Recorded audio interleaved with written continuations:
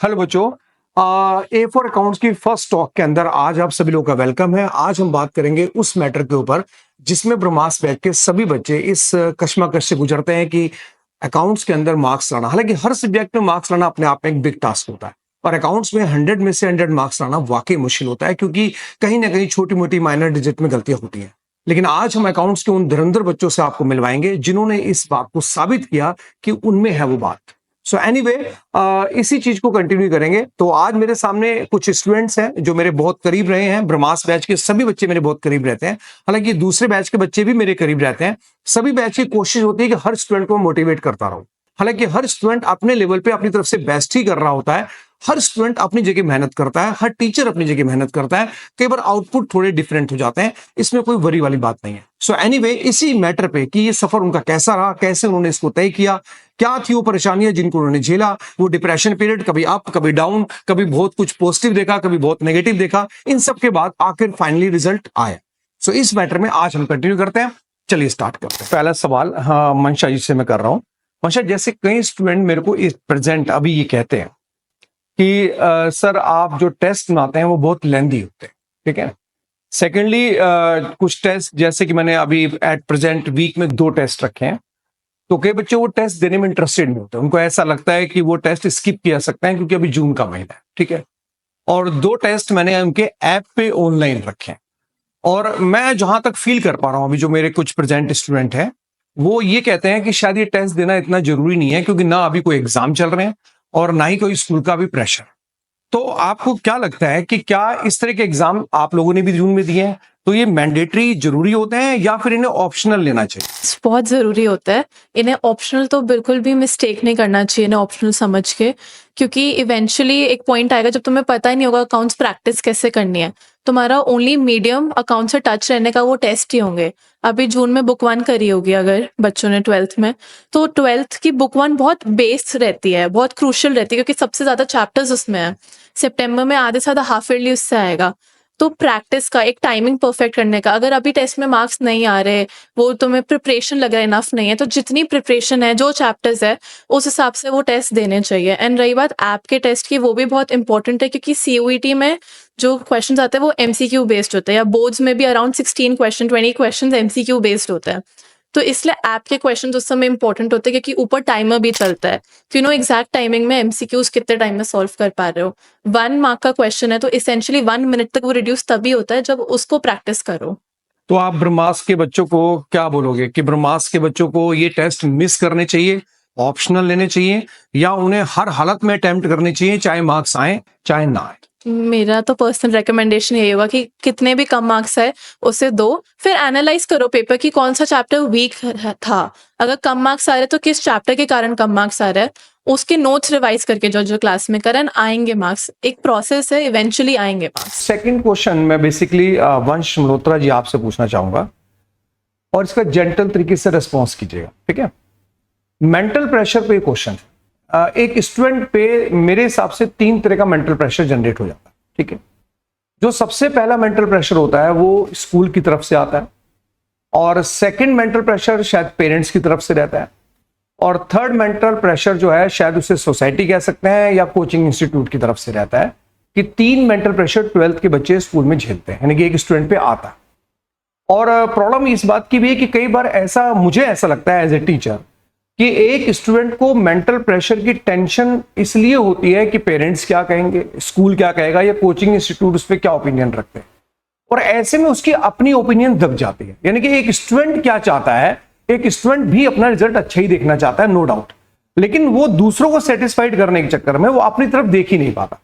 तो क्या वाकई ये सही है कि मेंटल प्रेशर बच्चा फेस करता है? सर, मेंटल प्रेशर जैसे आपने कहा 3 तरीके का होता है, वो डेफिनेटली सही है। मेरे केस में मेरे को पेरेंट्स से मेंटल प्रेशर नहीं था, उन्हें फ़र्क नहीं पड़ता था अगर मेरे थोड़े भी कम मार्क्स आ जाएं। उनका मेन एम था कि मैं लाइफ में मेहनत करना सीख लूं एंड ऑब्वियसली उसे 12th में रिफ्लेक्ट करूं।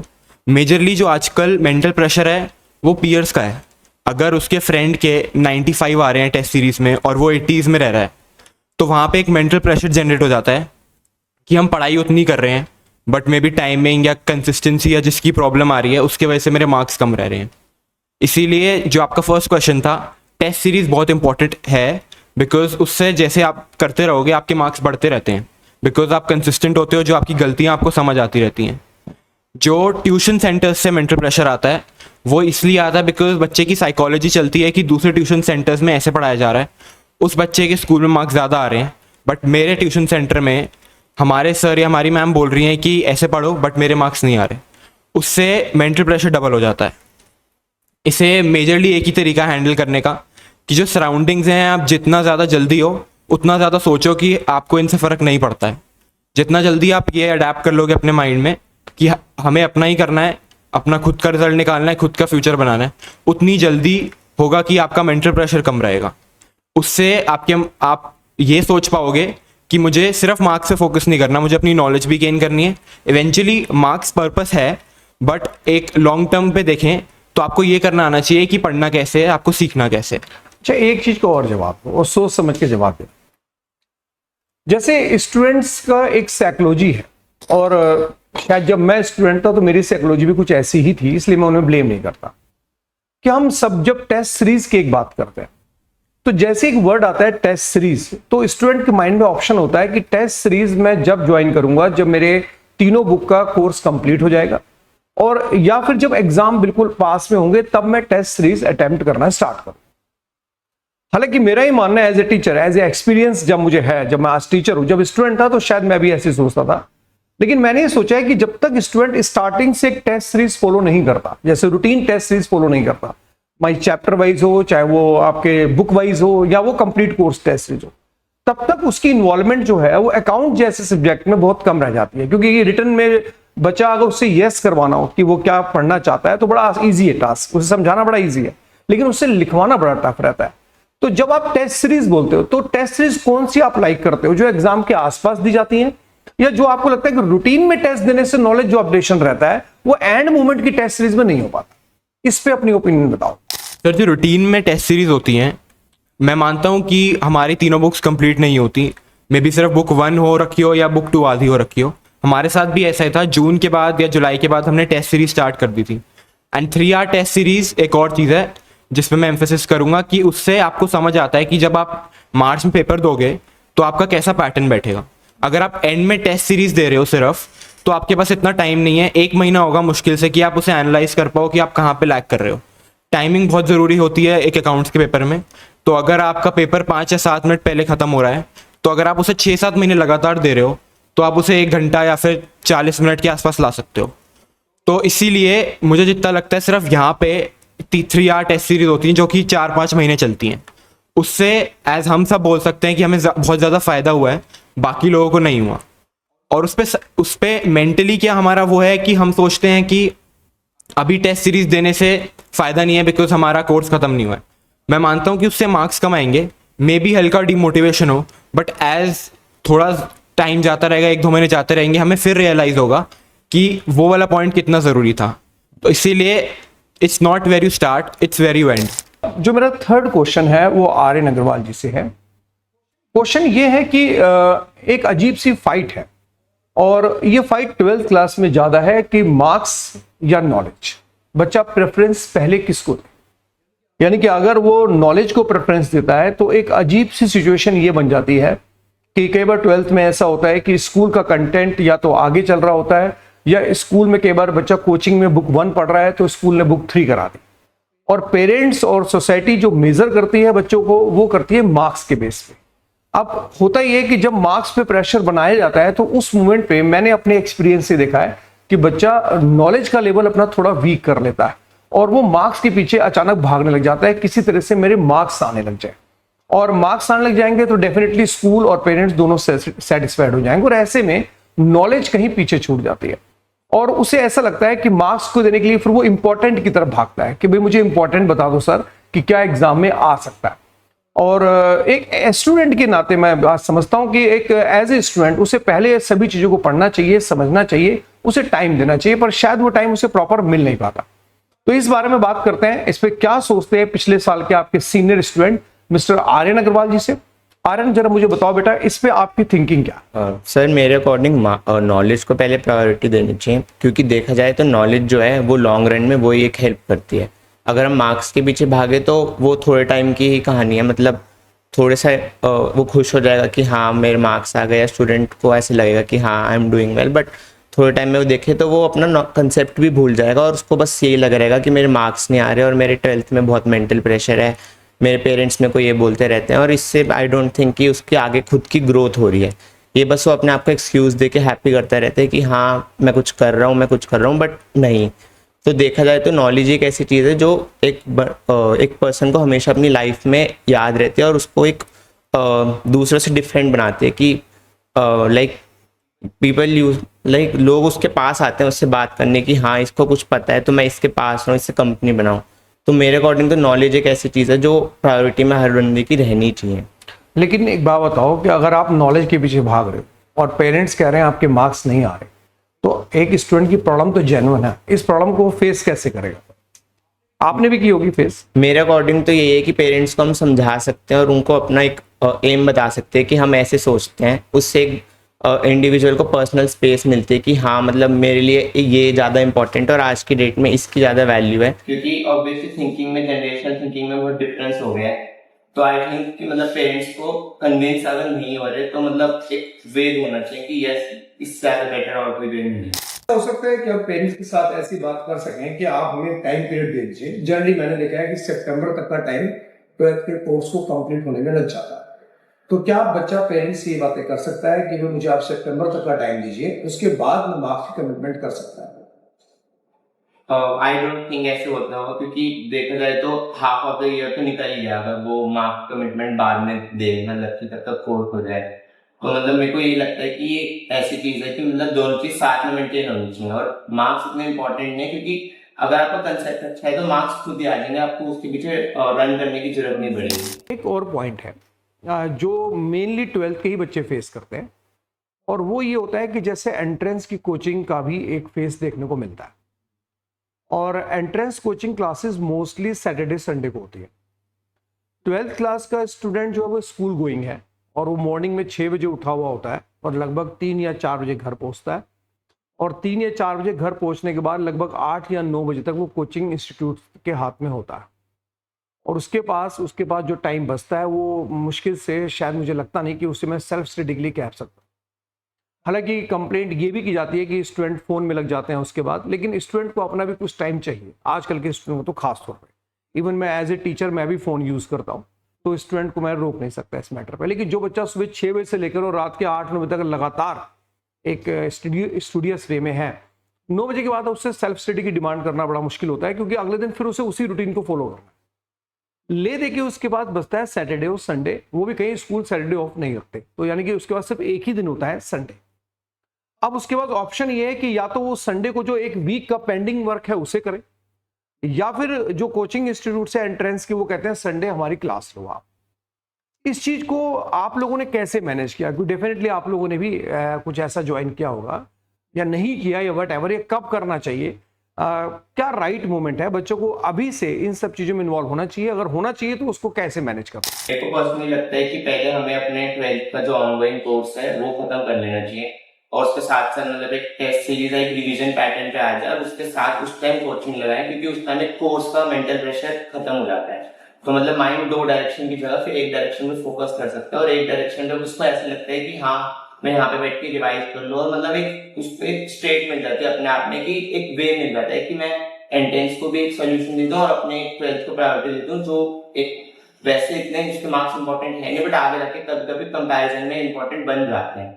तो मेरे को लगता है कि सितंबर अक्टूबर मतलब अपने हाफ टर्मिनल्स के बाद सबसे राइट मोमेंट है एक कोचिंग ज्वाइन करने के। एक और बड़ा सवाल है, जो कि सवाल कई बार मेरे जहन में गूंजता है, जब कई टीचर्स भी मुझे ये बात कहते हैं, कई स्टूडेंट्स भी मुझे बात कहते हैं, और आज मैं अपने बच्चों के साथ ये बात क्लियर भी कर रहा हूँ कि कहीं वाकई मैं गलत भी हो सकता हूँ, कि मेरा एक नेचर है कि मैं अपने सब्जेक्ट को थोड़ा सा टाइम ज़्यादा देना चाहता हूँ। मुझे ऐसा लगता है कि अकाउंट्स बच्चे घर पे प्रैक्टिस नहीं करते या कर नहीं पाते, क्योंकि उनके पास शॉर्टेज ऑफ टाइम तो रहता ही है। तो मैं 3 आवर क्लासेस या 4 आवर क्लासेस, और कभी कभी ये क्लासेस 6 आवर भी हो जाती हैं, ठीक है। और अब तक मेरा एक्सपीरियंस ये रहा कि जिन स्टूडेंट्स ने भी क्लासेस ज्वाइन की वो कंफर्टेबल फील किया उन्होंने। ऐसा नहीं है कि 3 घंटे मैं पढ़ाए जा रहा हूँ। मेरे सब्जेक्ट में अगर 3 घंटे क्लास है उसमें मैं 1 आवर ही पढ़ाता हूँ मुश्किल से, पर 2 आवर बच्चा प्रैक्टिस करता है, क्योंकि उसका पेन चलना बहुत जरूरी होता है। पेन चलाते समय वो खुद समझता है कि कई बार वो डेबिट की चीज क्रेडिट में डाल रहा है, कई बार वो टोटलिंग एरर कर रहा है, कई बार पूछता है कि इसका क्या करना है। और ये सभी काम वो जब ही कर पाता है जब वो तसल्ली से बैठा होता है ये जानने के लिए कि उसे क्या लिखना है। लिखने में और समझने में बड़ा फर्क दिखता है, ऐसा सब्जेक्ट है अकाउंट्स। सो इस पे हम बात करते हैं, क्या 3 आवर क्लासेस जेन्युइन है, होनी चाहिए, या बड़ी क्लासेस कहीं अकाउंट्स के बच्चों पे बर्डन तो साबित नहीं होती। इसके बारे में बात करते हैं कायनात। सर डेफिनेटली अकाउंट्स कंपैरेटिवली एक थोड़ा नया सब्जेक्ट था हमारे लिए जब हमने 11th में ज्वाइन करा था। एंड डेफिनेटली अकाउंट्स बहुत मेहनत भी मांगता है आगे जाके। 11th की अकाउंट्स में आई रिमेंबर हमारी फर्स्ट एक बड़ी क्लास हुई थी, आपने वो फाइनल अकाउंट्स वाले चैप्टर में ली थी, तो वी वर लाइक कि ये एकदम से क्या आ गया। उसके लाइक हमें एक एक न्यूमेरिकल सॉल्व करने में वी टेकिंग 40 मिनट्स, बिकॉज वो बहुत ही नया था हमारे लिए एंड मतलब डाउट्स आ रहे थे डेफिनेटली। एंड फिर 12th में आने के बाद जब कोर्स कंटेंट और बढ़ा तो फिर वो तो समझ में आ गया था कि 1.5 आवर्स या 2 आवर्स की क्लास भी इनफ नहीं है, बिकॉज इतना सारा सिलेबस है हमारे पास एंड देन इतनी सारी चीजें हैं बताने के लिए। तो फिर या तो हम ब्रेक पे चले जाते थे कि लाइक अगर 1.5 की एक क्लास हुई फिर अब वो परसों होगी क्लास, तो फिर आपको दोबारा रिवाइज कराने में भी टाइम जाता था। लेकिन फिर सर जब ये 6 आवर्स वाली क्लास शुरू हुई है, जब आपने अनाउंस करा कि we are going to do classes, वो भी सुबह 4 घंटे 6 घंटे ऐसे करेंगे, बीच में ब्रेक्स लेंगे जिससे कि ज्यादा मतलब दिमाग टायर्ड भी ना हो, तो सर मतलब बहुत ही बेनिफिट प्रूव हुआ। वो चीज ऐसी नहीं है, अकाउंट्स की एक्चुअली में नीड है 6 घंटे क्लास की। And the most part is कि अकाउंट्स की तरह बोर्ड नहीं होता बिकॉज इट्स न्यूमेरिकल, तो फिर आप बहुत ही आराम से उसको निकाल सकते हो। एंड ऐसा भी होता है कि कभी कभी ऐसे एक पॉइंट ट्रेस कर देता है क्वेश्चन कि अगर आप घर पे बैठ के उसको कर रहे हो तो ना वहीं पर अटक जाते हो कि यार इसमें क्या करें, तो उसके अंदर इमीडिएट गाइडेंस की जरूरत पड़ती है आपसे। तो अगर वो उस 6 घंटे की क्लास में वो पॉइंट ऑलरेडी रेस हो चुका होता है तब उसको प्रैक्टिस करना और फिर रिकॉल करना बहुत इजीली हो जाता है हमारे लिए। तो सर डेफिनेटली 6 घंटे की classes are very good. And जो ये ब्रेक्स के अंदर आपने हमें बताया था, आपने उसी टाइम पे हमें सही मोमेंट पे आप स्टडीज की तरफ लाए और जहाँ पे पार्टी या फिर जो भी टाइम था फन टाइम्स आपने हमें वो भी इंजॉय करने दिए। लाइक हमारा जून वाली क्लासेस वर वेरी गुड, हम लोग सारे मतलब स्कूल एंड एवरीथिंग से बहुत आगे हो गए थे एंड हमें सफिशिएंट टाइम मिला फिर प्रैक्टिस एंड टेस्ट सीरीज का। मतलब आप तो काफी बार रिवाइज भी करा देते हो सिलेबस 4 या 5 बार, हमें उतनी नीड नहीं पड़ी थी बिकॉज हम टेस्ट में बहुत ज्यादा रेगुलर थे, तो उसकी वजह से हमारा पूरा सिलेबस रिवाइज होता जा रहा था। जो डाउट्स आ रहे थे फिर वो हम आपसे रेज कर ही रहे थे कि सर ये पॉइंट आ गया था टेस्ट के अंदर समझ नहीं आया, वो फिर से पढ़ा दीजिए, तो सर वो भी बहुत काम आया। एंड देन दिवाली ब्रेक से पहले भी आपने बोला था कि एक हफ्ते विल एंजॉय, बट उससे पहले हम एक बार रैप अप करना है फाइनल, जिससे कि हम उसके बाद ही डायरेक्ट टेस्ट सीरीज के अंदर घुस पाए और ग्राफ थोड़ी और अच्छी हो जाए मेरे सब्जेक्ट के अंदर। So sir definitely it was very beneficial. जैसे कि अब आपकी जिंदगी का एक नया सफर स्टार्ट हो रहा है, ठीक है, और जब मैंने ब्रह्मास बैच बनाया था तो उसका पर्पस ये था कि मैं स्टूडेंट्स को सही तरीका सिखा पाऊँ। देखो पढ़ा तो सभी टीचर अच्छा रहे, कोई टीचर खराब नहीं पढ़ाता, ठीक है, लेकिन जैसे हमारे हिंदू कल्चर में ऐसा कहते हैं कि बच्चों में संस्कार डाले जाते हैं, राइट, और यही सोच के कि पढ़ाई के भी पढ़ना कैसे, इसके भी संस्कार बच्चों में डाले जाए। मेरा पर्पस ये था कि आगे अकाउंट्स, आगे फाइनेंस इतना बड़ा सब्जेक्ट है कि आगे चल के ये और अच्छा हो जाएगा, ठीक है, और बच्चों का अगर मैं इंटरेस्ट जनरेट कर पाऊं फाइनेंस के अंदर एक बार खास तौर पे, तो शायद वो उनके लिए बहुत मैटर। जैसे मेरा पर्पस ये था कि मैं बच्चों को ये सिखा दूं कि पढ़ना कैसे। मेरा पर्पस ये था कि चाहे अब आप अकाउंट्स पढ़ो या किसी और फील्ड में काम करो, तो आपको पता होना चाहिए कि व्हाट इज परफेक्शन, और एक परफेक्शन लाने के लिए जो फ्लक्चुएशंस हैं उन्हें कैसे झेलना होता है। ये मेरा एक पर्पस रहा, ठीक है। ये अच्छी बात है कि आपके मार्क्स आ गए, पर मैं ये नहीं कहूंगा कि जिन बच्चों के मार्क्स नहीं आए वो खराब थे, ठीक है ना, सीखा उन्होंने भी बहुत कुछ है, मेहनत उन्होंने भी बहुत ज्यादा की होगी, नो डाउट। कई बार टाइमिंग्स का फर्क पड़ जाता है, कई बार ऐसा होता है कि 3 घंटे में बच्चे का दिमाग इतना तेज चल रहा होता है कि ना आता हुआ भी क्वेश्चन वो सोल्व कर लेता है, और कई बार उस 3 आवर में बच्चे पे इतना प्रेशर होता है कि आता हुआ क्वेश्चन भी वो गलती से गलत कर देता है। तो मैं ये नहीं कहता कि मैं मार्क्स की तरफ भाग रहा हूं या मेरा फोकस उधर ज्यादा रहता है, मेरा फोकस नॉलेज पे ज्यादा रहता है। तो तुम लोग ये बताओ कि तुम्हारा जो सफर रहा है, जो ब्रह्मास बैच का एक सफर रहा है, जो मेरा पर्पस था, क्या वो आपको लगता है कि पूरा हुआ? क्या तुमने वाकई देखा कि हाँ इस तरह से हम फर्दर जब पढ़ेंगे सीनियर क्लासेस के अंदर तो अपना स्टडी पैटर्न ऐसे मेंटेन करेंगे कि ये चीजें हम वहां भी फॉलो कर पाए, ताकि जो रिजल्ट है वो कंसिस्टेंटली मेंटेन रहे। अगर रिजल्ट ना भी मेंटेन रहे तो एक वर्ड होता है सेल्फ सेटिस्फेक्शन, वो जरूर मिलना चाहिए कि भाई हमने अपनी तरफ से एफर्ट्स किए, रिजल्ट चलो अब जो रहा सो रहा, उस पर तो हम बार बार, हमारा कंट्रोल नहीं होता रिजल्ट के ऊपर, लेकिन जो पढ़ने का एक प्रोसेस होता है, जो एक मेहनत करने का प्रोसेस हुआ है, वो आप लोगों ने सीखा कि कैसे की जाती है। क्या मुझे लगता है या तुम्हें लगता है कि मैं उस प्रोसेस को पूरा कर पाया? ये बताओ, क्या आपको लगता है कि क्या ये प्रोसेस सही रहा? क्या आप लोगों ने ये भी कुछ सीखा कि पढ़ना कैसे? Sir definitely as I said accounts एक नया सब्जेक्ट था, तो मतलब कोई डायरेक्शन नहीं थी हमारे पास। Like when I first came to you, तो मैंने ट्रायल क्लास ली है ना, मतलब मेरे को बहुत पसंद आया आपकी टीचिंग का स्टाइल की, मतलब आप एक स्टोरी की तरह हमें अकाउंट्स बताए थे कि अकाउंट्स हमें ये बताना चाह रहे हैं, अकाउंट्स हमें ये कह रहा है। तो बहुत ही फेमिलियराइज करा आपने हमें सब्जेक्ट से, एंड मेरा बहुत ज़्यादा इंटरेस्ट जनरेट हुआ। And accounts is actually one of my favourite subjects, and मतलब मेरे को कभी टचवुड दिक्कत भी नहीं आई अकाउंट्स के अंदर। कोई भी डाउट होते थे तो you were always there, and मतलब एक जो पढ़ने का तरीका होता है वो जरूर सीखा हमने अकाउंट से। एंड आपने भी हमारी बहुत हेल्प करी कि लाइक ऐसे बहुत ही शांति से एक सब्जेक्ट को पढ़ना, एंड उस फोकस के साथ, उस रिटेंशन के साथ कि वो चीज़ें समझ में आए क्लास में। अगर आप अपने रजिस्टर के पेजेस खोल रहे हो घर जाके, तो आपको समझ में आ रहा है कि अच्छा हमने ये करा था, मतलब और उस चीज़ को अच्छे से समझ पाना, बहुत ही मतलब काम माइंड से उस सब्जेक्ट को देखना, वो एक सा आर्ट थी जो आपने डेफिनेटली बहुत हेल्प करी। तो पढ़ने का तरीका डेफिनेटली जैसा हमने 11th और 12th में सीखा वैसा कभी 10th में या उससे पहले नहीं सीखा था ना सुना था। एक फोकस कॉन्सेप्ट पे सब बोलते हैं, मूवीज में भी यही सिखाया 3 Idiots ने कि कॉन्सेप्ट पे फोकस करो। उसमें जैसे आपने पहले बोला मार्क्स छूटते हैं, पर वो एक इनिशियल फेज में छूटते हैं जब तुम स्कूल में देखते हो। लॉन्ग रन में अकाउंट स्पेसिफिकली एक ऐसा सब्जेक्ट है जिसमें अगर कॉन्सेप्ट पे 100% क्लैरिटी नहीं है तो तुम्हारे मार्क्स भी नहीं आएंगे आगे जाके। एक एक पॉइंट होता है क्वेश्चन में जिसपे फोकस करना पड़ता है, और वो एक एक पॉइंट का लैंग्वेज समझना वो सिर्फ कॉन्सेप्ट से आता है, और एक एक पॉइंट के लिए पढ़ना वो तरीका है, उस तरीके को समझना। आज क्लास में अगर इस पॉइंट पे बात हुई है तो क्लास में फोकस रखना, एंड घर जाके बस उसको देख लेना। सेम डे भी मत देखो, 2 दिन बाद देख लो, बट उसे एक बार देख लेना। आपको भी सामने आता रहना चाहिए वो चीजें। फिर उसे टेस्ट में प्रैक्टिस करना, अपने आप को सेल्फ मोटिवेशन करना। आपकी मोटिवेशन हमेशा रही है, बट एक आपने बोला था कि जब तक तुम्हारे खुद से अंदर से मोटिवेशन नहीं आएगी तब तक वो काम ही नहीं कर पाओगे तब तुम लोग। तो वो बहुत इंपॉर्टेंट है, एंड वही लाइफ लॉन्ग भी आई फील रहता है। इस पॉइंट पे मैं ये कहूंगा कि फोकस बेस्ड ठीक है, वो आपने समझा दिया, बट इन दी एंड वो हमारे ऊपर है हम कैसे पढ़ते हैं। अब क्लास में करके लिख लिया, क्वेश्चन भी कर लिया, घर जाके अगर वो समझ नहीं आ रहा तो मैक्सिमम टाइम लोग आपसे पूछते नहीं है। अगर वो पूछेंगे नहीं तो जब तक मार्च आएगा, हमारे बोर्ड का एग्जाम होगा, हमारे वो डाउट्स रह जाएंगे, एंड वही चीजें पेपर में पॉइंट पे आती हैं। इसीलिए फोकस बेस्ड पढ़ना इससे जरूरी है। जो भी पढ़ा उसे घर जाके रिवाइज करना जरूरी है। एक प्री डिटरमाइंड टारगेट रखना है कि इफ मैंने एक टॉपिक कराया, नेक्स्ट डे मुझे इसके 20 या 30 क्वेश्चंस करने हैं, ना ज्यादा ना कम। इफ वो कंप्लीट हो गए, जो डाउट्स हैं दैट हम आपसे पूछ सकते हैं। अगर वो कंप्लीट हो गए तो आज का टारगेट कंप्लीट हो गया। ये छोटे छोटे स्टेप से लेके आप 3 बुक्स कंप्लीट कर सकते हो। मोरओवर जब आप मास्टर के बैच बनाते हो, मैक्सिमम लोगों को ये लगता है जो सिलेक्ट नहीं होते कि ये बच्चे हमसे बेटर है, ये पढ़ाई में बेटर है, ये पहले से इंटेलिजेंट ज्यादा। बट सही में ये सच नहीं है। दिस इज बिकॉज जो तरीके से हमने पढ़ा है उससे जो पेपर में या मार्क्स में आउटपुट निकलता है वो बेटर है।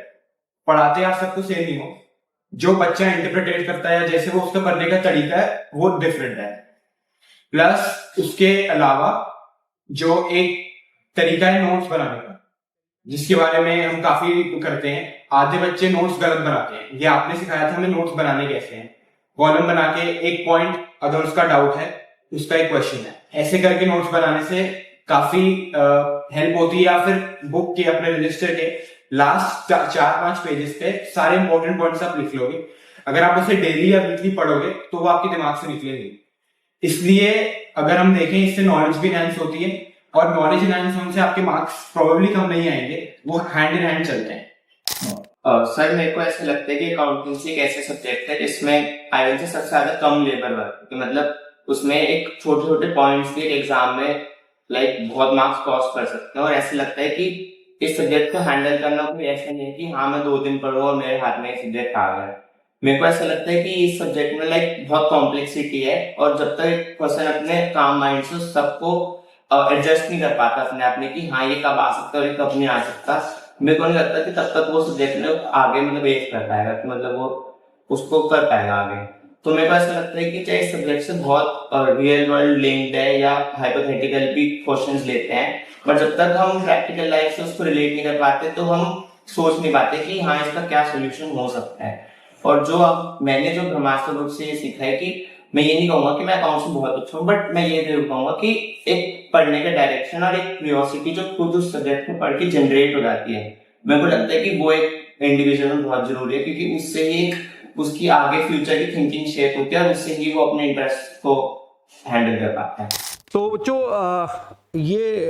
आप लोगों ने देखा कि कई स्टूडेंट्स के एक्सपीरियंस मैं आप लोगों के साथ शेयर कर रहा था और ज़रूरी भी थे, ठीक है। और ये सब इसलिए भी ज़रूरी थे कि जो एट प्रेजेंट स्टूडेंट है, जिनके दिमाग में कुछ बातें बैठी हैं, शायद उनको इनके जवाब हेल्प करें, कोई बात समझें कि इसमें कोई भी चीज़ प्लानिंग से नहीं बोली जा रही है। ये सभी बच्चे अपना एक्सपीरियंस शेयर कर रहे हैं और इन बच्चों में से काफ़ी चेहरे आपके जाने पहचाने भी होंगे, तो आप इनसे इंडिविजुअली भी बात कर सकते हैं कि क्या वाकई ये एक्सपीरियंस सही रहे या गलत रहे, ठीक है। अब एक मैटर है, जैसे मैंने बोला कि मेरे जो ब्रह्मास्त्र के बच्चे रहे, चाहे वो रामबाण के बच्चे रहे, चाहे संजीवनी की, मेहनत हर बच्चा अपने लेवल पे अपनी कैपेसिटी के अकॉर्डिंग 100% ही करने की कोशिश करता है, ये बात मैं जानता हूँ। वो आउटपुट में कितना कन्वर्ट हो पाता है वो थोड़ा सा डिपेंड करता है कि सिचुएशन कैसी रही। सो एनीवे, ये एक ब्रह्मास्त्र का सफ़र है और इसी सफ़र के बारे में शायद किसी शायर ने कहा भी है कि कोई भी राग अब जपना नहीं है, कोई भी राग अब जपना नहीं है, सिवाय तेरे कोई अपना नहीं है। तुझे दिन रात सोचा है मैंने, तुझे मतलब मार्क्स को, ठीक है ना, हाँ, तुझे दिन रात सोचा है मैंने, महज एक रात का सपना नहीं है। तो एक रात में सोची कहानी नहीं है, ये प्रॉपर एक स्टोरी है, प्रॉपर एक सिचुएशन रही है जो उन्होंने फेस किया। एक और सवाल जो मैं समझता हूं कि जो इन बच्चों ने जो इनका दर्द झलका है सीयूटी के एग्जाम में इस बार, ठीक है ना, और वो सीयूटी के एग्जाम में कुछ इनकी परेशानियां रहीं, जो इन्होंने बोला कि शायद इस बार सेंटर पे भी रह के इनके साथ परेशानियां आई हैं। तो एक बार बच्चे मंशा आप बताओ कि क्या सीयूटी में आपने प्रॉब्लम पाया? सबसे बड़ी प्रॉब्लम जो इस बार फेस करी थी वो तो हमारा इंग्लिश और जीटी का पेपर 15th को होना था, जिसे एक रात पहले 10 बजे के अराउंड 29th को शिफ्ट कर दिया। ये बात सब कोई भी स्टूडेंट रिलेट करेगा कि एक मोमेंटम जो होता है पेपर के समय वो बहुत इंपॉर्टेंट होता है, बहुत क्रूशियल होता है। वो समय पूरे मोमेंटम में थे, फुल प्रिपरेशन में थे, 3 दिन में सबके पेपर्स खत्म होने थे। उसे सीधा इतना ड्रैग कर देना सिर्फ दिल्ली वाले बच्चों के लिए वो बहुत प्रॉब्लमैटिक हो गया। उसके बाद वो मोटिवेशन लाना या फिर वो पर्पस भी ढूंढना बहुत मुश्किल होता था। सेकंड प्रॉब्लम जो सबके बीच में रही थी वो ये था कि इको का पेपर था हमारा, उस दिन मैथ्स का भी पेपर था। इको का पेपर मॉर्निंग में था एंड मैथ्स का पेपर इवनिंग में, और सेंटर्स बहुत दूर, तो जिसके घर से अप्रोक्सीमेटली 2 आवर्स दूर है सेंटर, 1.5 आवर दूर है, तो सुबह के बाद शाम को वापस तो नहीं आएगा, सेंटर्स ढूंढना मुश्किल था।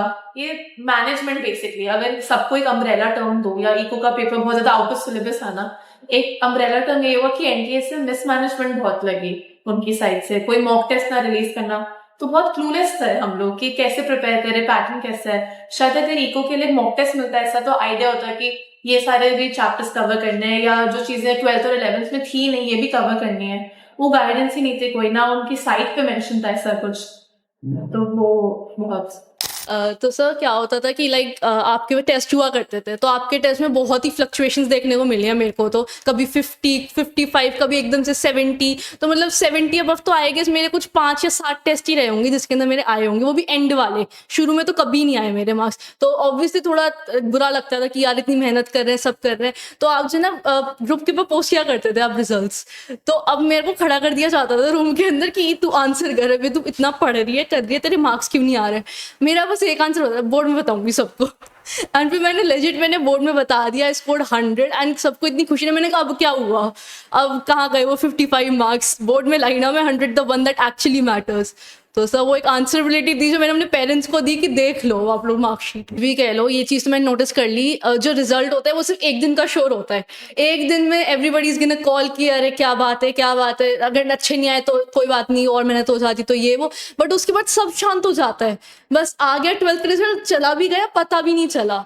तो मतलब उसका कुछ है ही नहीं कि मतलब रिजल्ट सिर्फ एक दिन का शोर है, वो सारी मेहनत वो बस एक दिन के लिए हुई है, क्योंकि अब तो सीवीटी आ गया है तो रिजल्ट वैसे ही थोड़ा कम मैटर कर रहा है हमारे कॉलेज एडमिशंस में। तो बस सर मतलब चलिए एक बार इन लोगों से इस बारे में भी बात कर लेते हैं कि जितना मार्क्स का हिसाब किताब है, तो जिस समय रिजल्ट आया और उनके मार्क्स आए उस समय इनका, क्योंकि ठीक है इन्होंने अप एंड डाउन पूरे साल देखे हैं, तो रिजल्ट वाले दिन इनके क्या रिएक्शन थे, एक बार उस पर लास्ट बात कर लेते हैं। तो एक तो हमारा रिजल्ट इतना अनएक्सपेक्टेडली आ गया, 20th के बाद आना था, 13th को रिजल्ट आ गया। एंड हम आप ही की क्लास लेके गए थे CUET की। तो मैं रास्ते में थी, आपका वॉइस नोट आया, मैंने चेक करा, आपने कहा रिजल्ट आ गया। आई डोंट नो आपको याद है कि नहीं, मैंने आपको कॉल भी किया था कि सर आपको अच्छा लग रहा है, एक दिन पहले CUET के आप मजाक कर रहे हो हमसे, रिजल्ट आ गया। फिर मैंने गाड़ी रुकवा ली, मैं घर नहीं जाऊंगी, मैं रिजल्ट देखूंगी। फिर मैंने वो रिजल्ट खोला, वो साइट पे नहीं खुला, एडमिट कार्ड भी नहीं था, रोल नंबर था। डिजी लॉकर पे फाइनली जब रिजल्ट खुला, वो मार्क्स देखे आपने, अकाउंट्स में 99 देखा, तो आपको कॉल करा पहले। एक वो स्टार्टिंग में रिजल्ट देखे एक बार के लिए लगा कि काश 100 आते हो उस समय, वो एक नंबर से रह गए, क्योंकि एक्सपेक्ट नहीं कर रही थी मैं बिल्कुल भी अकाउंट्स में मार्क्स जाएंगे। बट फिर बाद में अच्छा फीलिंग लगा कि ओवरऑल रिजल्ट बहुत अच्छा आया। आपकी क्लास लेके गए थे, रिजल्ट आ गया था, मैं यहीं थी, बट मैंने कहा था मैं यहाँ पे नहीं खोलूंगी, मेरे अंदर इतनी हिम्मत ही नहीं है कि मैं खुद से देख लूँ रिजल्ट। तो मैं घर गई, मैंने अपनी मम्मा को कहा मम्मा आप देखोगे रिजल्ट, अगर एक भी 100 ना हो तो बंद कर देना लैपटॉप, मेरे को जानने की जरूरत नहीं है, मैं CUET के बाद खोल लूंगी अपना रिजल्ट। तो मम्मा देखती रही 2 मिनट तक स्क्रीन को। मैंने कहा अरे बोलोगे अभी कुछ? तो मम्मा ने कहा अकाउंट्स में 100। सर फिर जो मेरा रोना निकला, फिर मैंने आपको रोते रोते आई कॉल्ड यू कि सर 100 आए मेरे, आप भी इतने खुश थे। तो सर मतलब वो फीलिंग अलग ही थी कि 100 इन अकाउंट्स देखना तो बहुत ही मतलब पेपर इजी आया था नो डाउट, बट एक स्टिल एक सेल्फ डाउट होता है कि यार हो सकता है इधर एक का दुक्का कुछ गलत हो गया। बट वो 100 देखना वाज ऑल द सेटिस्फैक्शन, मतलब पूरे साल की जो मेहनत थी ना वो उस 100 में दिख गई थी। मुझे लगता है सबसे पहले मैंने रिजल्ट देखा था, क्योंकि मैं ऐप खोल के बैठा हुआ था, मैं घर पे ही था और मैं बार बार रीलोड कर रहा था उसे। तो जस्ट 1 सेकंड पहले आया, फिर मैं घर में चिल्ला पड़ा था कि अब रिजल्ट आया है। बट सबसे पहले मैंने अपना नहीं देखा, मैंने 10 लोगों को मैसेज किया कि रिजल्ट आया है, सबसे रिजल्ट लिया। उसके बाद फिर मैंने देखा मेरे 100 नहीं आए थे, 2-3 नंबर से मैं रह गया था। मैं डिसअपॉइंटेड नहीं था, क्योंकि मुझे पता है कि मैंने मेहनत उतनी करी है जितनी बाकी लोगों ने भी करी है, उस पूरे साल वही करा है। मेरे पेरेंट्स को तो इतना है नहीं मार्क्स से, बट स्टिल बहुत ज़्यादा खुश थे। अगर मेरे 20 नंबर कम भी आते उन्हें इतनी प्रॉब्लम नहीं होती, क्योंकि उन्होंने देखा है कि मैंने रात रात सुबह सुबह उठ के पढ़ाई करी है। तो मेजरली मेरा तो ये रिएक्शन था। उसके बाद फिर मैं अपने सारे ट्यूशन सेंटर से सर से मिल के आया, आपसे मिला। तो इन दी एंड 1-2 दिन की वो होती है कि आप खुश हो रहे हो, आपने किसी ने आपको कुछ दे दिया, आपने वापस कुछ दे दिया, फिर कॉल्स आ रहे हैं। बट इन दी एंड फिर आप यही सोचते हो कि अब हो गया जो होना था, जितने आ गए दैट इज इनफ। आपने जो 1 साल 2 साल किया वो मैटर करता है, आपका इतना ज़्यादा वो नहीं करता। सर मैं तो बाहर ही खड़ा था, एकदम से बहुत शोर मच गया था, बाहर कोई आया शोर मच गया और ये सब। तो मतलब रिजल्ट देखा तो उस टाइम तो मेरा ओपन ही नहीं हुआ, कि तो मेरे को लगा कि कहीं आंसर की मिसप्लेस ना हो गया, क्योंकि आ रहा था नो रिजल्ट फाउंड। बट फिर मैंने वापस करेक्ट करके देखा तो फिर मेरे को पता चला, और एक एक्सपेक्टेशन थी कि हाँ इस अराउंड इस रेंज में मैं होऊंगा। फिर मैंने जैसे ही देखा अकाउंट्स में 100 है, मैंने और कोई नहीं देखा, मैं आपके पास आ गया था बताने। तो फिर मैंने उसके बाद जब घर जाके देखा तो वो घर पे तो 1 दिन का भी नहीं, वो 2-3 घंटे का ही शोर होता है और सबको ऐसी खुशी हो रही होती है। बट एक खुद से एक ऐसी चीज़ है कि खुद वो हमेशा याद रहता है और खुद हमेशा ऐसे लगता है। और ये चीज़ मैंने एक 11th की स्टार्टिंग या मिड में जब मेरा इसमें इंटरेस्ट बना था इस सब्जेक्ट में, तब मैंने ये सोचा था कि मैं 12th में 100 लाने की सोचूंगा। तो जब वो हुआ तो बस एक चीज़ वो हुई कि हाँ ये पूरा हो गया। तो और बाकी तो यही है कि मतलब एक सेल्फ सेटिस्फैक्शन एक हमेशा रहती है अपने आप में। तो कई बच्चों मुझसे पूछ रहे थे कि जो ब्रह्मास के बच्चों के लिए मोस्टली वैसे तो ये लोग एक अच्छा खासा गिफ्ट डिजर्व करते हैं, और मुझे लगा कि गिफ्ट के तौर पे एक अच्छी खासी पार्टी अरेंज की जा सकती है। लेकिन फिर मुझे लगा कि पार्टी भी क्या, हम मेरा ऐप पे एक शेयर मार्केट का कोर्स है, जिसे एक बहुत ही एक्सपीरियंस टीचर जो कि CA भी हैं, CMA भी हैं, और पता नहीं कितनी डिग्रियां उनके पास है, मैं गिन भी नहीं सकता, और शेयर मार्केट के वो गोल्ड मेडलिस्ट रहे हैं। और उन्होंने एक ऐप पे मैंने उनसे रिक्वेस्ट की थी, तो वो मुझे कोर्स दिया था कि आप अपने जो जीनियस बच्चे हैं उनको ये कोर्स रेफर कीजिएगा। तो ये कोर्स अगर मार्केट में लेने जाएं तो लगभग 1.5-2 लाख से कम के कोर्स नहीं है। लेकिन जो बच्चे मेरे ब्रह्मास बैच के हैं, जो इंटरेस्टेड रहे हैं, उनके लिए ये कोर्स मैंने फ्री ऑफ कॉस्ट प्रोवाइड किया है, यानी कि वो ये कोर्स फ्री में कर सकते हैं। पहले मैं उन्हें बेसिक करने दूंगा, बेसिक के बाद उनसे राय लूंगा, अगर मुझे लगा कि वो सही डायरेक्शन में है तो उन्हें एडवांस भी दे देंगे, और एडवांस कोर्स करने के बाद ये स्टूडेंट एक अच्छे खासे शेयर मार्केट के एक्सपर्ट खिलाड़ी होंगे। तो ये मेरी तरफ से इनके लिए एक गिफ्ट रहेगा। इन सभी स्टूडेंट्स का सफर देखने के बाद मैं एक बात फिर बोलूंगा, रिजल्ट के 2 दिन बाद ये बच्चे फिर से अपने स्टडी रूम में उसी आराम से शांति से अकेले बैठे होते हैं और जब ये सोच रहे होते हैं व्हाट नेक्स्ट, आंखों में बहुत सारे सपने लिए हुए, एक बहुत हौसले बुलंद है इनके, लेकिन मंजिलें आसान नहीं है, यानी कि आगे आने वाला टाइम भी इनका इजी नहीं होगा। लेकिन कोशिश ये रही कि उस मुश्किल सफर में इनके पास वो टूल्स होने चाहिए जिससे ये फाइट कर पाए, वही देने की एक छोटी सी कोशिश मैंने इनके साथ की है। और फॉर एवर भी शायद मैं आगे भी इनकी हेल्प लेता रहूंगा, इनसे बात करूंगा और शायद नेक्स्ट बात मैं अब उन बच्चों से करूंगा जो अभी इस सफर से निकल रहे हैं। और फिर शायद ऐसा होगा कि एक तरफ मैं उन बच्चों को बैठाने वाला हूं जो बच्चे प्रॉब्लम से जूझ रहे हैं और उसका जवाब ये बच्चे उनको देंगे कि कैसे इस प्रॉब्लम को हम सॉल्व करते हैं। तो आज का पॉडकास्ट हम यहीं पर एंड करते हैं, नेक्स्ट में देखते हैं क्या होगा।